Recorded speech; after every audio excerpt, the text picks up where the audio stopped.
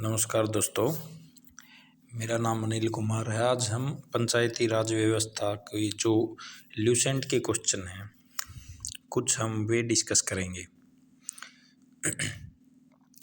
जैसे पहला क्वेश्चन है, संविधान के किस भाग में पंचायती राज व्यवस्था के प्रावधान किए गए हैं?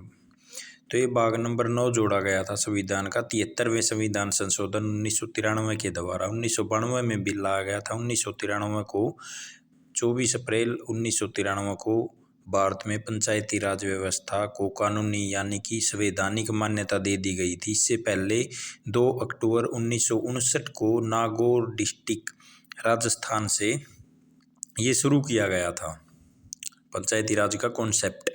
उसके बाद में दूसरा क्वेश्चन आता है, भारतीय संविधान के किस भाग में नगर पालिकाओं से संबंधित प्रावधान है? तो ये पंचायती राज में नगर पालिका प्लस ये होता है पंचायती राज में नगर पालिका प्लस पंचायत, ग्राम पंचायत वगैरह इनका इकट्ठा ही संशोधन किया गया था। तो 74वें संविधान संशोधन 1993 के द्वारा जोड़ा गया था, जो कि भाग नंबर 9A में है, यानी कि 9 कै लिख रखा है इसमें। 9A में भाग नंबर 9 में अलग से भाग जोड़ा गया था ये, तो इसमें नगर पालिकाओं से संबंधित प्रावधान है। तीसरा क्वेश्चन है, संविधान के किस भाग में ग्राम पंचायतों की स्थापना की बात की गई है? तो ये संविधान के भाग नंबर 4 में हम सबको पता है DPSP है, directive principles of state policy. इसके भाग नंबर 4 के अनुच्छेद 40 में पंचायत बनाने की बात की गई है, जो कि DPSP है, हमने आयरलैंड से लिए थे। 36 से 51 तक है जो अनुच्छेद हैं वो DPSP से संबंधित हैं। आगे क्वेश्चन आता है चौथा, भारतीय संविधान के निम्नलिखित अनुच्छेदों में से कौन सा अनुच्छेद राज्य सरकारों को ग्राम पंचायतों को संगठित करने के निर्देशन देता?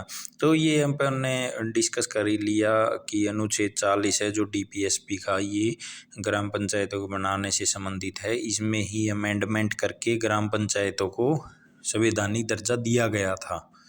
अन्यथा ये जो DPSPs हैं ये वाद योग्य नहीं है, यानी कि हम इनको कोर्ट में चैलेंज नहीं कर सकते। DPSP के बारे में आपको मैं एक और बात बता दूं कि टीसा थे, उन्होंने DPSP को राज्य का सुविधा अनुसार चेक बताया था कि राज्य इसको अपनी सुविधा के अनुसार यूज कर सकता है DPSPs को। फिफ्थ क्वेश्चन इज, संविधान की 11वीं अनुसूची में निम्नलिखित में क्या सम्मिलित है? तो पंचायतों का कार्यक्रम, ये 11वीं अनुसूची जोड़ी गई थी। इसमें पंचायतों के बारे में बताया गया है अनुसूची नंबर 11 यानी शेड्यूल 11 में। छठा क्वेश्चन है, पंचायती राज प्रणाली आधारित है सत्ता के विकेंद्रीकरण पर, डिसेंट्रलाइजेशन ऑफ पावर आपने पढ़ा होगा। ये सत्ता को यानी कि राजनीति को गांव तक लेकर जाना था, छोटे से छोटे तबके तक लेकर जाना था, इसलिए पंचायतों को संवैधानिक मान्यता दी गई है। इलेक्शंस वगैरह कंडक्ट कराए जाते हैं, डिसेंट्रलाइजेशन ऑफ पावर। सातवां क्वेश्चन है, पंचायती राज प्रदान करता है स्थानीय स्तर पर लोकतांत्रिक प्रशासन। ये अपने बात कर ली स्थानीय स्तर पर, यानी कि छोटे से छोटे जगह पर, ये गांव कस्बों तक, गांव तक स्पेशली पंचायती राज का गांव तक ये लोकतांत्रिक है जो ये प्रणाली को पहुंचाना है पंचायती राज का मेन एम। आठवां क्वेश्चन है, पंचायती राज का प्रधान लक्ष्य है ग्रामवासियों को में शक्ति का विकेंद्रीकरण। ये अपने बात कर ली ग्रामवासियों तक, यानी कि गांव तक। सबसे अच्छी बात है इसमें गांव तक पंचायत समिति या पंचायत अपने इलेक्शंस वगैरह कंडक्ट कराना और सत्ता का विकेंद्रीकरण करना। नाइन्थ क्वेश्चन इज, पंचायती राज का मुख्य उद्देश्य है। पंचायती राज का मुख्य उद्देश्य जनता को विकासमूलक प्रशासन में भागीदार योग्य बनाना, यानी कि विकासमूलक प्रशासन, यानी कि हम गांव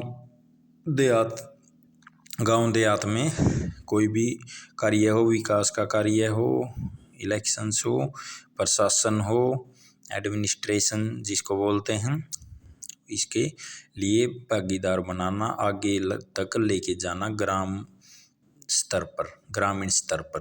तो ये लास्ट में मैं बता देता हूँ, 73वें अमेंडमेंट एक्ट 1993 के द्वारा पंचायती राज को भारतीय संविधान में जोड़ा गया, जो कि DPSP के अनुच्छेद 40 में वर्णित है।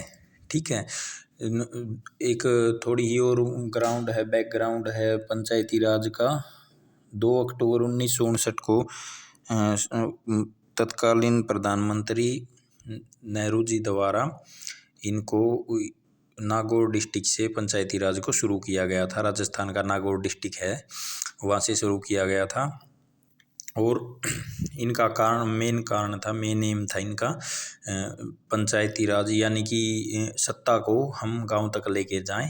और ये स्पेशली गांधी जी का सपना था, जो कि नेहरू जी ने पूरा किया था। और उस दिन उन्होंने बोला था कि आज मैंने गांधी जी का ग्राम पंचायत का सपना पूरा किया। ठीक है। तो ये था लेक्चर। 9 क्वेश्चन करे हमने पंचायती राज के, बाकी क्वेश्चन हम कल करेंगे। तब तक के लिए साइनिंग ऑफ। Thank you.